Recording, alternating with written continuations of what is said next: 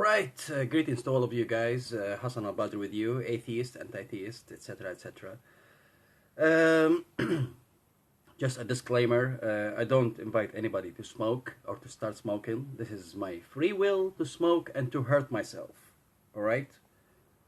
I'm an adult man, I'm allowed to hurt myself in one way or another. And one way is hurting myself is taking a bunch of nicotine. Today's episode is about the program There Is No Clash. The title of the episode is Quran, Birds Have an Internal GPS, _ There Is No Clash. By the way, just another disclaimer, I don't tell anybody to be an atheist. I don't tell anybody to drop religion or to drop faith.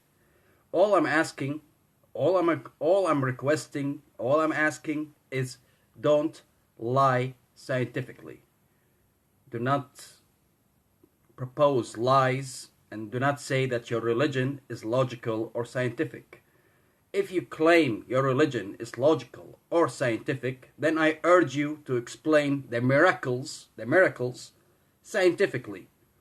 If you can't explain your miracles scientifically, then drop it and say, it's my faith, and I take it on the base of pure belief and faith. I have no problems with that. But when you claim your religion has science, and that your religion is scientific and logical, in that sense, you're going to see me knocking on your door and requesting from you to provide me with some evidence, some logical and scientific evidence for your miracles. Other than that, it's not my shitty problem that you believe in Buddha, you believe in Hinduism, you believe in Islam, you believe in Christianity, you believe in Judaism. If you are a Mormon, if you are a Scientologist, I don't give a shit. Honestly, I really don't. I don't care what you believe.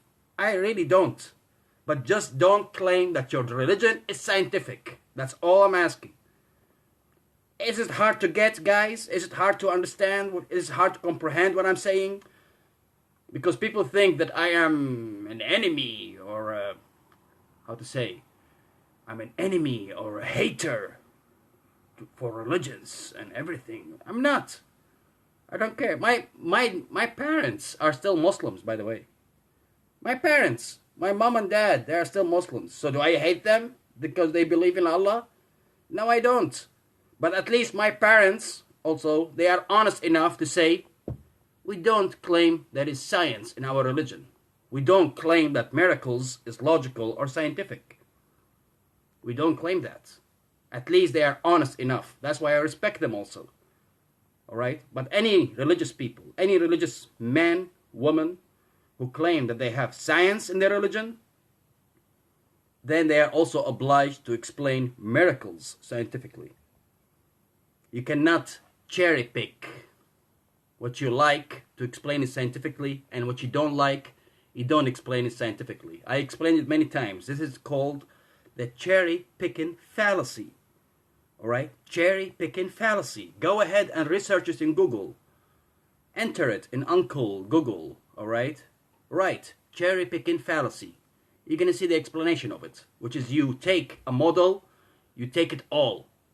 Whether you say it's all logical, scientific, or you don't say it's all illogical and unscientific. You cannot pick and choose. Alright? So the same thing I ask all religious people. Please, just say it's my pure faith. I believe in it. This is my philosophical view of life. And that's it. In that sense, I respect you. But when you claim that there is science, logic, then you make me mad. Then I will expose your lies also. And another disclaimer. I don't hate people personally. For example, when I debunk or refute certain characters like Adnan Ibrahim or Kamal Haidari or Dr. Amr Sharif or Fadl Sulaiman or Amr Khalid or Kahil, etc. All those characters, I don't hate them personally. Okay? I don't.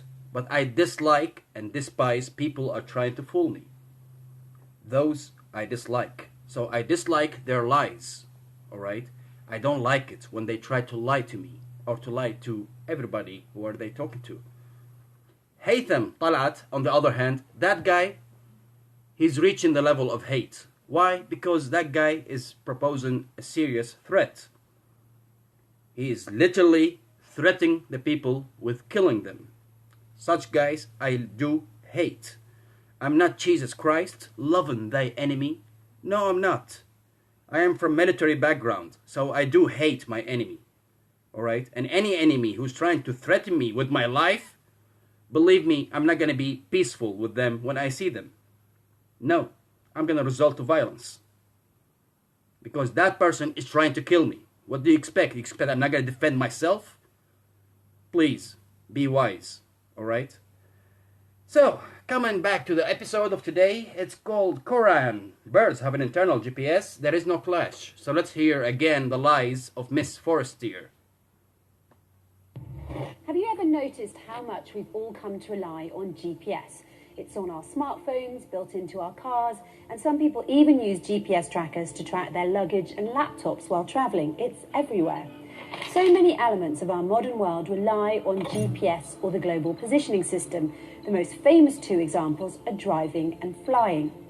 In his book Pinpoint, How GPS is Changing Technology, Culture and Our Minds, Greg Milner asserts that the pervasiveness of GPS has led to many new applications for the technology, but also some unforeseen dangers such as death by GPS. The author argues that the very way in which we think has been affected by GPS. The author cites a recent example, a Canadian couple on their way to Las Vegas who followed their GPS's directions and took a detour into a remote part of Nevada. They didn't tell anyone where they were going, and soon they were stranded in the wilderness. One of them died looking for help. The other managed to survive for 50 days before being rescued. Milner says, whenever anyone hears one of these death by GPS stories, I find that the first thing you ask is, what was going on in their heads? How could this happen? One way to look at it is by what cognitive scientists and psychologists call the cognitive map. That's our sort of innate, ingrown ability to understand our surroundings and where things are in relation to other things. Now, as anyone who uses GPS to get around, especially in a strange area, knows, you don't need that part of your mind to really do that. You don't need context, you just need to follow those directions. And so as a consequence, you don't really have to know whatever's going on around you. Then the author goes on to say some have even expressed concern that the ubiquity of GPS is changing the way modern people think. The author concludes his article by sharing some sage advice. Essentially, I think what's happening is that we're losing our ability to have broad cognitive maps. When you looked down at a map, you had like a sort of bird's eye view of where everything was in relation to everything else. Now, as much as I agree that it's good advice to learn how to read a map instead of relying entirely on GPS, the author's advice is also peculiarly ironic. Why do I say this? Because the author is implying that by having a bird's eye view of where we are, like birds have, this will reduce our dependence on GPS and strengthen our internal cognitive maps. But this advice is quite simply contradictory because birds actually fly following a GPS. That's right, scientists have discovered some interesting developments in studying how birds navigate. For centuries, scientists struggled to find out how migratory birds can reach the same spot each summer and winter, generation after generation, without getting lost. Can they navigate? The answer is no. Rather, birds are controlled by a GPS. Similar to the autopilot modes in our various means of transportation, birds navigate, detect the directions, and follow a certain route in the sky using their GPS. That GPS unit in your car is certainly clever technology, but pigeons beat you hands down. They have GPS built right into their brains. Researchers like Lee Quing Wu and J. David Dickman at Baylor College of Medicine have spotted a group of 53 cells within a pigeon's brain that respond to the direction and strength of the Earth's magnetic field. The question of how birds navigate using, among other signals, magnetic fields is the subject of much debate. These new GPS neurons seem to show how magnetic information is represented in birds' brains. According to Wu and Dickman's study, neurons in the brains of pigeons encode the direction of the Earth's magnetic field, endowing the birds with an innate internal GPS system, which surprised the researchers most of all. There are many YouTube series hosted by super enthusiastic and slightly eccentric quantum physicists that explain that birds use quantum mechanics. Just before that, this video is going to be in English. The other two videos, other two feeds that I'm going to do is going to be in Arabic, just to let you know. To develop their navigation systems. One of these YouTube series is hosted by Jim Al-Khalili, a professor of theoretical physics and of public engagement in science at the University of Surrey in Great Britain, and author of several popular science books. He appears regularly on radio and television. In 2007, he was awarded the Royal Society Michael Faraday Prize for Science Communication. Professor Jim Al-Khalili spoke about one of these migratory birds, the European robin, and how this species may be relying on the quantum entanglement to develop its navigation systems. He said what's becoming increasingly clear is that the humble European robin finds its way south from Scandinavia to the Mediterranean every winter by following and seeing the Earth's magnetic field, and it does this with special molecules, light-activated proteins inside its retina called cryptochrome. In brief, flying birds are not flying haphazardly. They are controlled by a built-in GPS, just like today's autopilot function, which is controlled by GPS as well. Science proves that the birds navigate by following and seeing the Earth's magnetic field as a guide. This means they know which way that magnetic field is pointing without a compass. So just as Greg Milner feared, when you follow a GPS, you are a follower being controlled by a machine. Despite the fact that you have a mind, you are usually choosing not to use it. Birds, likewise, due to their built-in GPS, are controlled and are not flying on their own. This was a surprising discovery for scientists and physicists.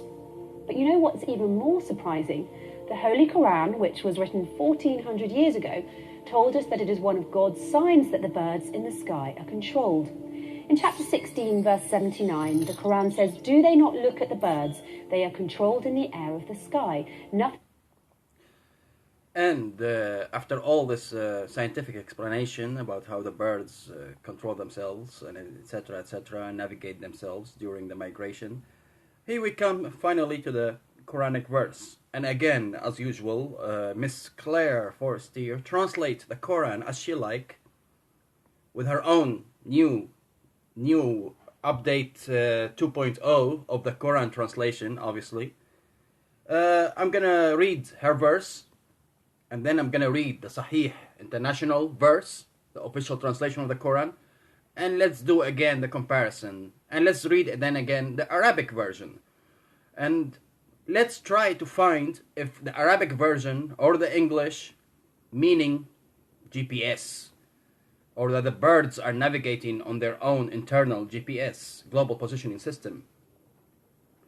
So, the verse of Miss Claire Forestier. Do they not look at the birds? They are controlled in the air of the sky. Nothing holds them aloft but the power of Allah. Verily in this are signs for those who believe. That's the verse of Miss Claire. So, let's see. Do they not look at the birds? The Sahih International says, do they not see the birds? Look and see. Already a difference. In the atmosphere of the sky, Sahih International says, and the verse of what's her name, Claire, they are controlled in the air. Controlled in the air. Sahih International says, do they not see the birds controlled in the atmosphere of the sky? Alright, then again, nothing holds them aloft. We go to Sahih International, what does it say? None holds them up except Allah. And your verse, Miss Claire, nothing holds them aloft but the power of Allah. Alright, you're adding words, you're changing words, I don't get it really. I mean, anyway, the full verse of Sahih International, do they not see the birds controlled in the atmosphere of the sky? None holds them up except Allah. Indeed, in that are signs for the people who believe. The complete verse of Miss Claire, the new translation, do they not look at birds, not see? They are controlled in the air. They are up in the atmosphere, as the Sahih International says. Nothing holds them aloft. And in Sahih International says, nothing holds them but Allah. Alright? It's anyway, these are the signs for those who believe. That I think is kind of accurate. Indeed, in that are signs for the people who believe. Now we go to the Arabic version. ألم يروا إلى الطير مسخرات في جو السماء ما يمسكهن إلا الله إن في ذلك لآيات لقوم يؤمنون. Okay, actually this verse doesn't explain the GPS whatsoever. I don't know how you jumped from this verse into the GPS, which is very complicated system, really. That the birds in their ear, they have neurons which contain iron, and in their eyes they have a GPS which can read the magnetic field, and in their beak they can use topography, and they can recognize the pattern of Earth, you know. I don't know how you jump from this explanation, scientific explanation, to the nothing hold them in the sky but Allah, and these are the signs for people who believe. I don't know how you jump from this verse to the GPS of birds. I don't get it. I don't get it. This is, by the way, called this is a fallacy, a logical fallacy. It's called the argument from exploded claims. You know, like you say something simple, and then you claim other thing really extravaganza, big, got nothing to do with the original claim. Just like I gave you an example last time. When I say 1 + 1 = 2, I am the discoverer of 1 + 1 = 2. That means I am the discoverer then of quantum mechanics.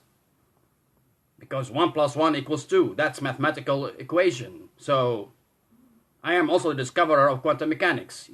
And in that sense, I really disregarded the Pythagoras triangle. I disregarded the imaginary numbers equations. I disregarded the calculus. I disregarded the wave function. I disregarded everything. You know, just because 1 + 1 = 2. And that's the same. Your verse is 1 + 1 = 2. And you claim you discovered quantum mechanics.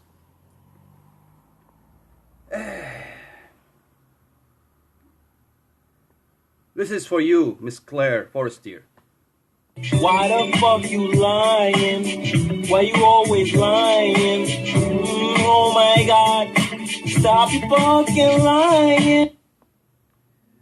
So, stop fucking lying, please, Miss Claire. I don't think you're gonna stop fucking lying, because you're paid already, and you're doing your program.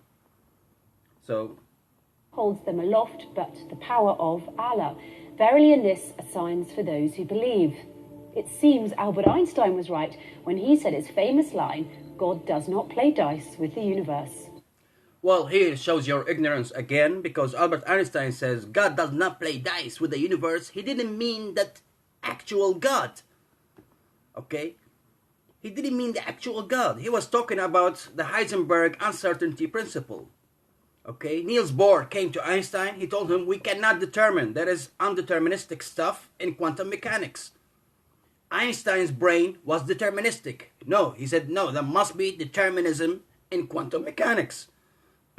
Niels Bohr told him, no, there is none. We cannot determine the actual position of the electron and know his speed.